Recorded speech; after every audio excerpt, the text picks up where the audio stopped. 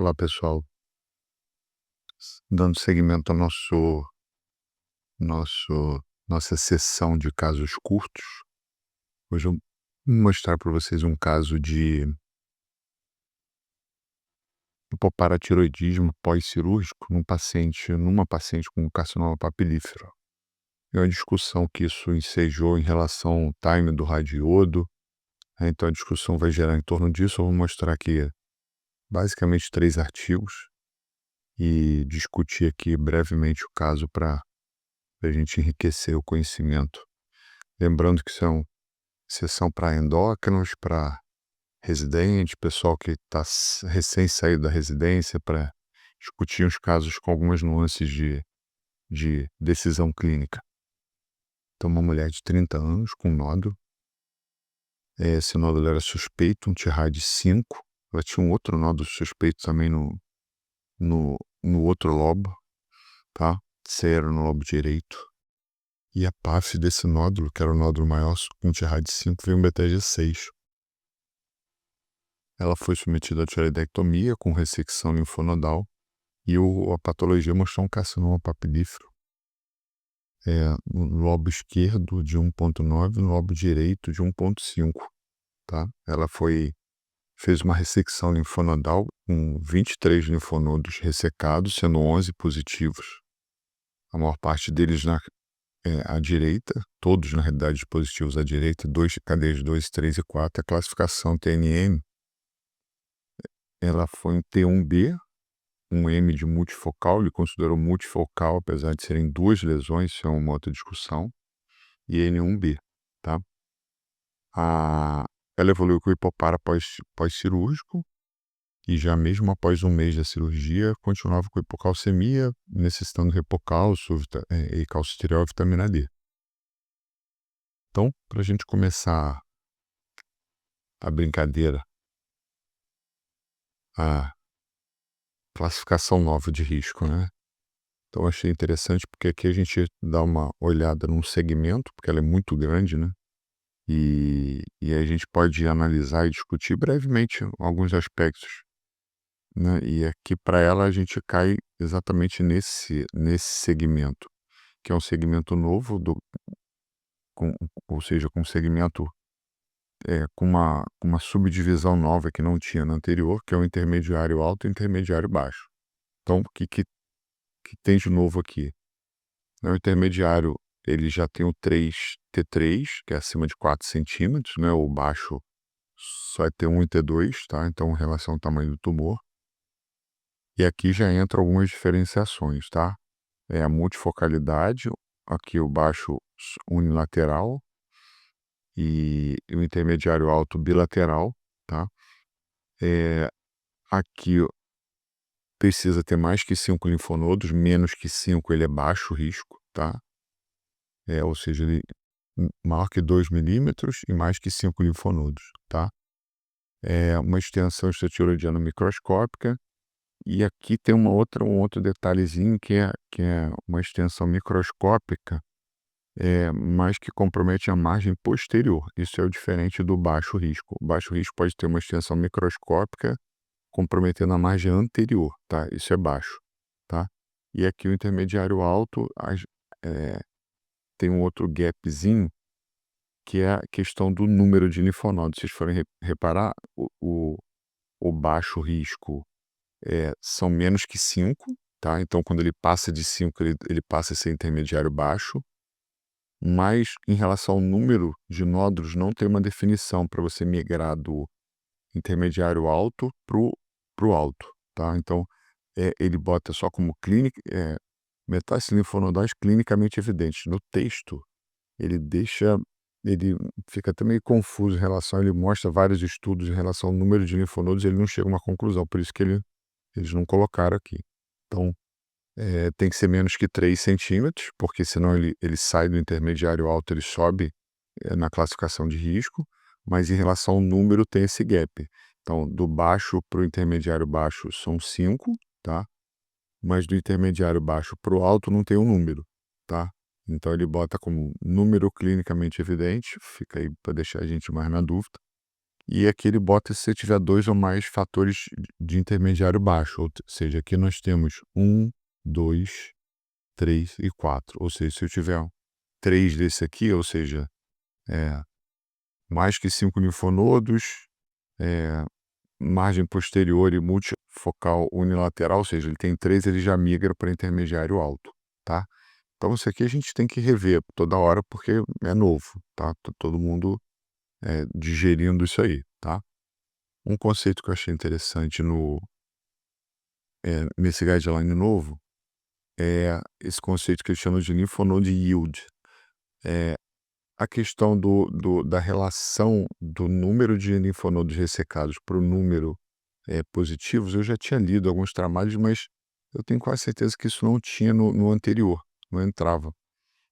Esse conceito aqui, ele não incorpora na tabelinha do risco, mas ele cita no texto como uma coisa significativa e importante para saber se a extensão da ressecção linfonodal foi adequada, então esse conceito do yield, e e em a extensão da ressecção linfonodal sendo adequada, o percentual de linfonodos dentre os retirados sendo positivo é um fator de risco, mas isso não entra na tabela, tá, não está lá naquela tabelinha que a gente olha o resumo. Então ele estabelece um número mínimo adequado da extensão da ressecção linfonodal, então se for central e lateral mais que 6, central bilateral a partir de 9 a 12, e lateral entre nível 2 e 5 maior do que 18. Então essa nossa paciente ela ressecou 23, então a extensão da ressecção linfonodal foi boa, tá? Incluiu no compartimento lateral e central, então ela está numa faixa de adequação, então ok. E o percentual dela foi claramente foram 11 de 23, quase 50%, então um percentual aumentado, que indica um risco maior de recidiva, apesar de eu achei legal colocar isso, apesar de não estar na tabela, que não está aqui. Nessa tabelinha lá da classificação de risco não entra isso, tá. Mas, como é para os residentes, só para vocês, eh, visualizarem. E a outra questão que tem na classificação, não entrei no T, mas eu achei legal botar o N. Então o que que é o N1A e N1B? Então o dela é o N1B, tá. O N1A seriam as metástases para cadeia 6 e 7, tá. Então cadeia 6 e 7 é central, tá. Então daqui para cá, tá. E o B, né, a gente vê pouco 2A e 2B, né, de metástase linfonodal de carcinoma papilífero. O problema maior é aqui, tá? Cadeia cervical 3, 4 e 5, que era o que ela tinha positivo, tá? Então ela tinha 11 positivos na cadeia lateral. Então, na classificação de risco, como a gente viu, ela é intermediário alto. Então, o risco de recorrência é 16 a 30. Então, era multifocal. Então, isso é um gapzinho. Ela tem 2 lesões únicas, uma em cada lobo, tá? Então, no texto, ele, ele deixa uma abertura em relação ao que é multifocal ou não, tá? Mas eu não vou entrar nisso. Ela tem lesão bilateral, com mais de 5 linfonodos, na idade 11, tá? Que é um N1B, e não é isso, todos menores que 3, por isso ela não foi, ela não subiu de nível acima do intermediário alto, tá? Então, no caso dela, tem indicação de fazer iodo, tá? No entanto, ela tem um hipoparapose operatório, né? Sintomático e tratando. Então, isso aqui a gente já falou lá atrás, tá? Reforçando o conhecimento, especialmente o pessoal da residência, o que ele sai do baixo para o baixo intermediário, tá? Eu marquei aqui, ó, entra o 3A que ele não tinha, o baixo só tem um IT2, tá? E tem essa nuance da margem posterior. No baixo, ele pode ter comprometimento microscópico de margem anterior, tá? Então, só para lembrar aqui, tá? Menos que 5 é baixo, acima de 5 linfonodos é alto, tá? Extensão microscópica extratiroidiana também entra no baixo intermediário. E o dela que a gente já falou aqui, tá? É, os 2 ou mais fatores do baixo intermediário daqui que jogam ele para cá, tá? E a questão do número ele deixa em aberto, tá? E aí qual o dilema especificamente do caso? Ela tem indicação de iodo, mas ela está em hipopara, tá? Então, será que o radiodo interfere na recuperação de hipopara? E se é seguro aguardar a recuperação antes de fazer o radiodo? Então são 2 questões principais aqui desse caso. Eh, eu gosto de falar que as nossas experiências marcam, né, isso ao longo da experiência de que todo mundo vai adquirindo ao longo da vida. Obviamente, quem está num serviço só de câncer tem mais experiência do que as pessoas que estão fora, né, mas, quem tem, vivência e vê o doente com neoplasia com regularidade, eu posso falar porque eu vejo, apesar de não estar num serviço só de câncer, eh, eu tenho paciente que evoluiu com hipopara definitivo pelo radiodo. Então isso me chamou logo a atenção. Eu falei: "Essa menina é muito nova e se eu fizer iodo agora, eu tenho chance de deixar esse hipopara, essa paratireoide dela não voltar à vida". Então isso já deu uma segurada, puxei o freio de mão e fui ler, fui estudar e fui rever, e definir isso aí para ela, tá. Então esses são os 2 dilemas principais no nesse caso, né. Se o radiodo efetivamente interfere com o hipopara e se é seguro a gente esperar um pouquinho para, se a gente imaginar que a maior parte dos hipoparas pós-cirúrgicos, se forem transitórios, resolvem em 6 meses, será que não vale a pena esperar esses 6 meses, ela recuperar o hipopara e fazer o iodo depois? Então esse foi o meu raciocínio, tá. Então os trabalhos que eu separei, primeiro sobre o timing, tá, um trabalho do grupo, do Sul, publicado na Thyroid, 2016, que mostrou que o timing não influencia esse desfecho. O que que eles mostraram? Uma coorte retrospectiva com 545 pacientes, isso é diferenciado, e eles dividiram menos que 6 meses e mais que 6 meses, sendo que o grupo que era mais que 6 meses foi em média 10 meses pós-tireoidectomia. E eles mostraram que não teve diferença de recorrência ou mortalidade entre os grupos. Então, que teoricamente atrasar um pouquinho o radiodo não compromete esse desfecho oncológico. Então, assim, o atrasar aqui eu posso colocar entre aspas, porque não foi, eh, 1 ano, 2 anos, não foi muito tempo. Foi uma comparação entre menos que 6 meses e mais que 6 meses, porém menos que 1 ano, tá. Então esse timing não mudou lá na frente, tá. Não é o atrasar para 2, 3 anos, pra quando eu pensar de novo fazer e deixar isso rolar, não é isso, tá. Então aqui é o do grupo da Ana Luísa Maia, publicado na Thyroid. Eu botei essa tabelinha só porque foi análise multivariada, mostrando que o tempo do iodo, né, o risco relativo aqui não foi significativo, mostrando que, né, em relação ao desfecho oncológico, foi tranquilo esperar um pouquinho o iodo, tá.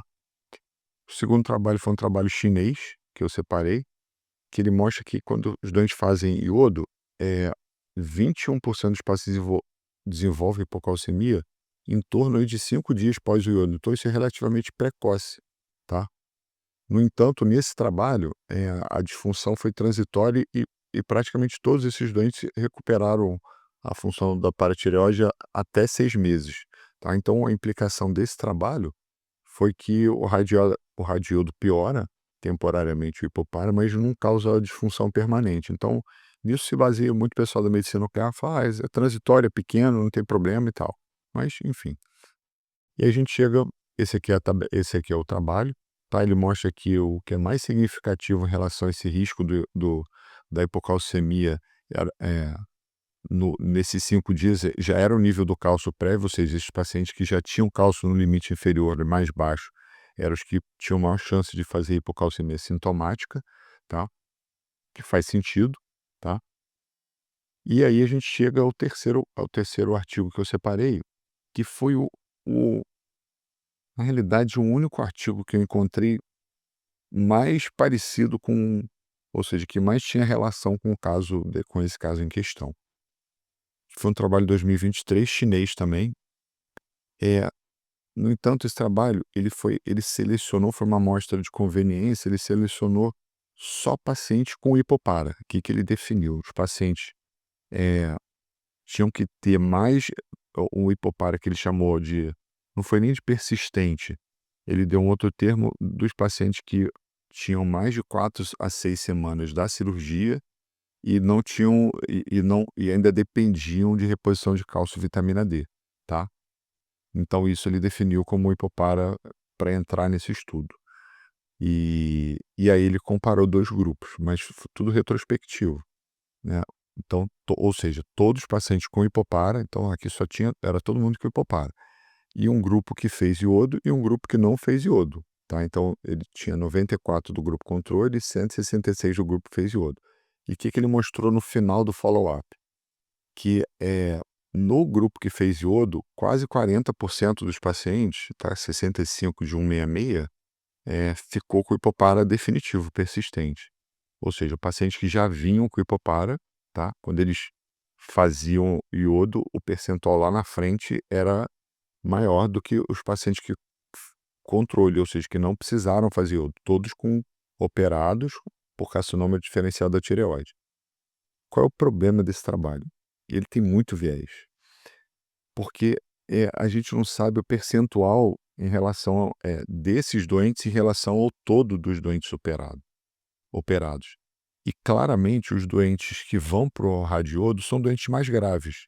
Então, ou seja, a ressecção linfonodal era mais grave, tudo isso foi significativo.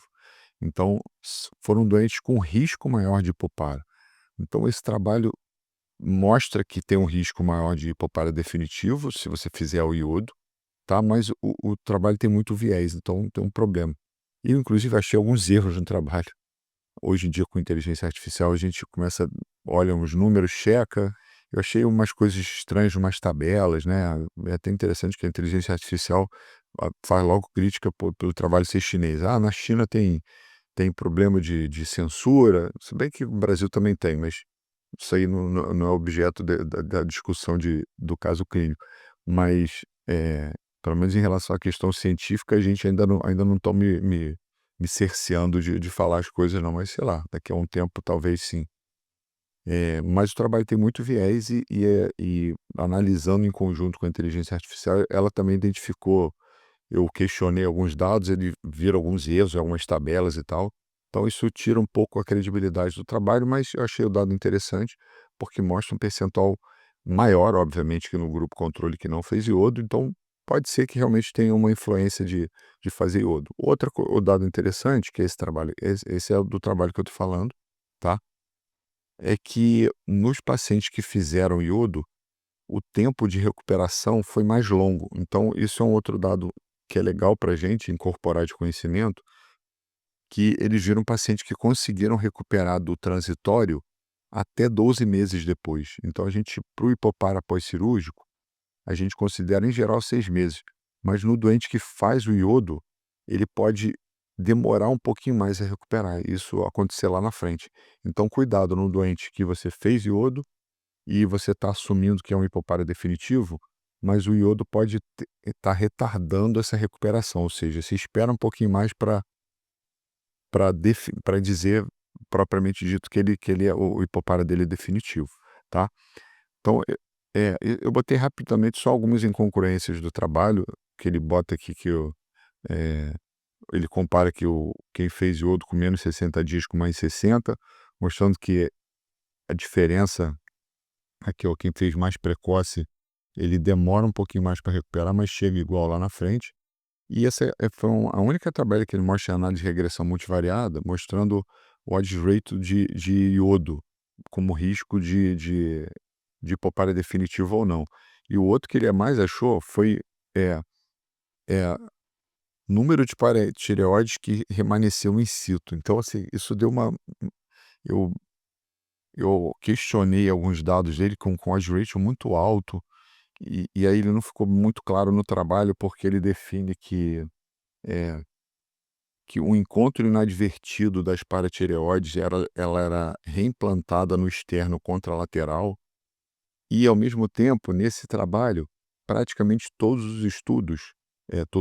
perdão, todos os pacientes, e por conta do serviço, eles tinham uma técnica de engessar, fazer infusão de carbono, eh, que é isso aqui, ó, faltou o termo. Eh suspensão com nanocarbono, tá. E aí esse aqui é um outro trabalho, mas eu achei interessante só para botar por conta do conhecimento, o que que eles fazem?